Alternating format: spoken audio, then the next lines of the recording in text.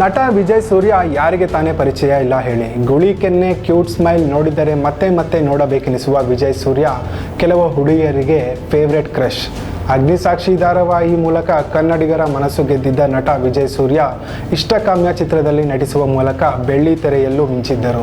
ನಟನೆಯಿಂದ ಸ್ವಲ್ಪ ಸಮಯ ವಿರಾಮದಲ್ಲಿದ್ದ ವಿಜಯ್ ಸೂರ್ಯ ಮತ್ತೆ ನಮ್ಮ ಲಚ್ಚಿ ಧಾರಾವಾಹಿಯಲ್ಲಿ ಪ್ರಮುಖ ಪಾತ್ರದಲ್ಲಿ ಕಾಣಿಸಿಕೊಳ್ಳುವ ಮೂಲಕ ತಮ್ಮನ್ನು ತೆರೆ ಮೇಲೆ ಮಿಸ್ ಮಾಡಿಕೊಳ್ಳುತ್ತಿದ್ದ ಅಭಿಮಾನಿಗಳಿಗೆ ಗುಡ್ ನ್ಯೂಸ್ ನೀಡಿದ್ದರು. ಇತ್ತೀಚೆಗೆ ನಮ್ಮ ಲಚ್ಚಿ ಧಾರಾವಾಹಿ ಕೂಡ ಅಂತ್ಯವಾಗಿದ್ದು ಮತ್ತೆ ವಿಜಯ್ ಸೂರ್ಯ ಅವರ ಮುಂದಿನ ಧಾರಾವಾಹಿ ಅಥವಾ ಸಿನಿಮಾಗಾಗಿ ಅಭಿಮಾನಿಗಳು ಕಾಯುತ್ತಿದ್ದಾರೆ.